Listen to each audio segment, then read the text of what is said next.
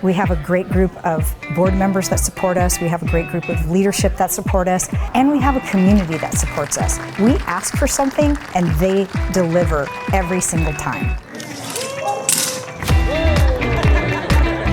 Every single board member I have ever had since I've been director has always been supportive of our shelter, as well as the county manager and the deputy county managers.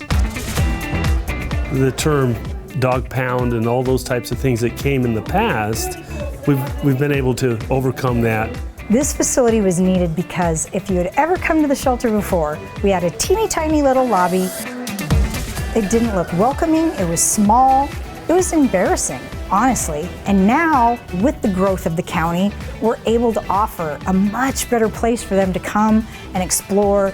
It's much more inviting, it's bright, it's nice, it's welcoming.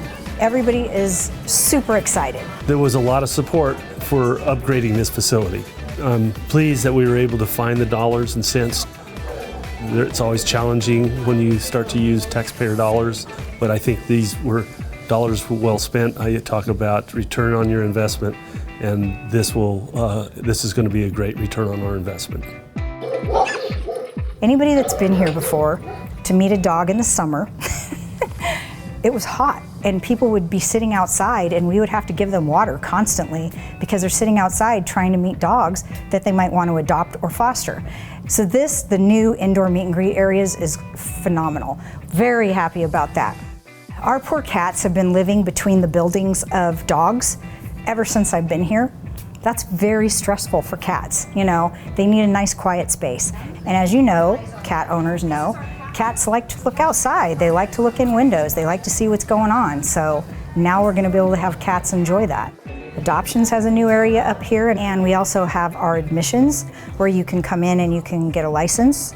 And we also have a clinic now, which we had a clinic per se before, but this one is state of the art and it's actually really beautiful. We will be able to serve more animals in the community with this because we won't have to pay vets to look at them or transport them somewhere else or something like that. It will save us a ton of money. We got new kennel doors. The old kennel doors were chain link, held together by leashes.